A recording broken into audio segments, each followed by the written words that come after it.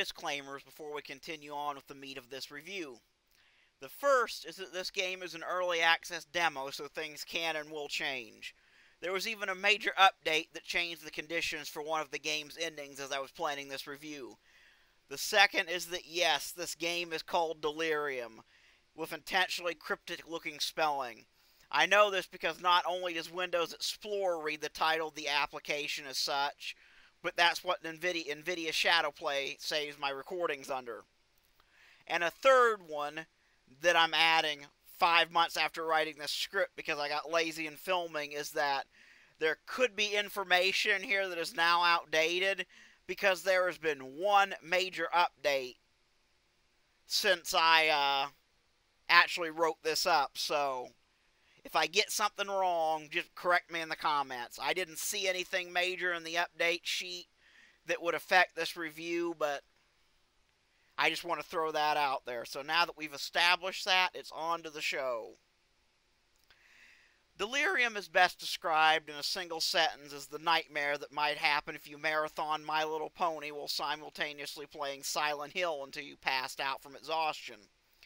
The sort of twisted bootleg the hero in your average creepypasta might happen upon made real.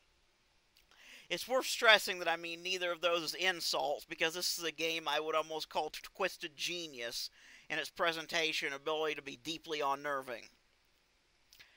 Now this is something that sat in my Steam library for a long time after catching my attention during a sale where it was only 99 cents. I was mainly attracted to it because of the outright bizarre premise of a horror game that was clearly bootleg My Little Pony being on Steam, and the fact it brought back memories of 19-year-old me reading Silent Ponyville and playing the ill-fated demo for the game project that never was. I wasn't expecting much when I finally fired it up for Halloween this year, but in summary, what I was blindsided with after expecting a glorified .exe game blew me away. I instantly felt like I was playing some long-forgotten budget horror title from the 90s, and those rough and gritty production values just enhanced the effect of everything. The game centers around a young mage named Ada that ventures into her mentor's estate along with her 3 friends to celebrate New Year's Eve.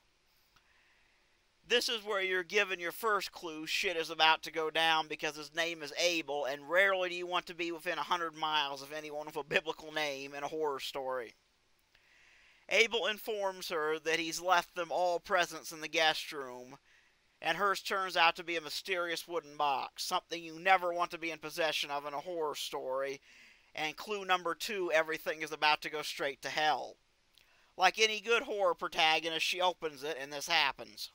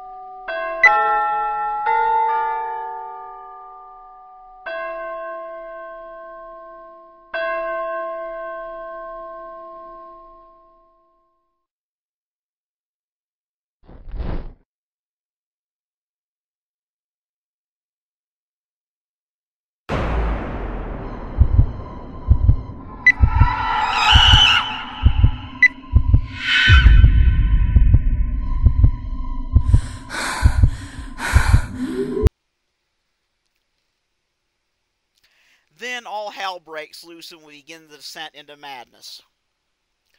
The game itself is presented as a sort of 16-bit style top-down adventure with some modern technology that Game Maker Studio provides, like lighting and particle effects on display to help polish things and add just a little bit more atmosphere. The entire experience feels like it wouldn't be out of place on a 90s console that welcomed edgier content and had the amenities for a more modern soundtrack like the Sega CD. This extremely rough art style that still managed to squeeze plenty of uncomfortable detail out of the low-resolution gore just serves to somehow make the experience just that much more visceral and unsettling. The game over screens in particular are a special kind of disturbing that actually threw me off guard the first time I died, and clearly show the game's Silent Hill inspired art design. This all comes together to make something that's as beautiful as it is terrifying in its own special way. Underneath the surface, what we have here is a top-down twin-stick shooter that very much has arcade roots. One that can be deceptively difficult as the game slowly throws more and more increasingly tougher enemies at you in an attempt to pull you down into the darkness forever. One interesting feature is that the game actually has a three-part health system with physical health, sanity, and poisoning. The physical health is self-explanatory, but the sanity and poisoning are far much more interesting.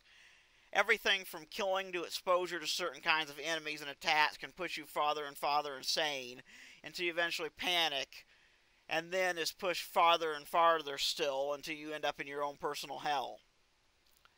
The objective in this hell is to escape while collecting as many pieces of your personality as you can to restore your sanity. Getting caught in one of the great writhing masses of darkness that can stalk you in this area means it's game over for good. The poison is a side effect of the herbs that can be collected to restore your sanity, and this poisoning just reduces over time. It provides an interesting deterrent from collecting too many at once and adds another layer to planning for your survival. Another interesting mechanic is that you can be put into a maniac mode where you actually lose health over time and eventually die if you keep killing. The only way to avert it is either by not killing at all or using one of the limited use in-game spells to save enough of the ghost of dead enemies it lets you see to keep the hidden karma gauge from swaying too much towards evil. Of course, if you don't care, you can also kill these ghosts to gain more health. Completing the game normally nets you one of two endings decided by a specific choice at the end of the game.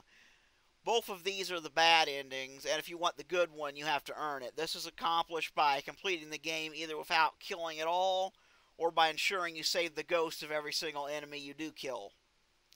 This might sound like a massive feat, but in the end it makes the good ending feel that much more powerful since you had to fight so damn hard, and prove yourself by not giving in to the violence you're almost expected to commit in order to earn it.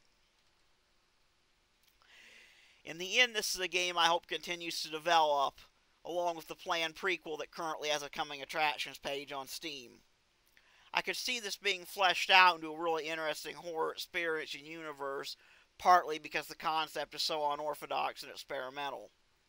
As of now, the game is $3.99 and will likely go on sale again as the holiday season approaches. So this is an easy recommendation for me, especially if you were active in the MLP fandom during the time Silent Ponyville was popular and finally remember it, like I do, and want the closest thing we might ever get to a game adaptation. Hell, if you like Silent Hill in general, this one was easy for me to suggest because it's just that good as a tribute to that era of survival horror. By all means, go and buy this, support the dev, and encourage them to keep working on this clear labor of love. God bless. I'll see you all later.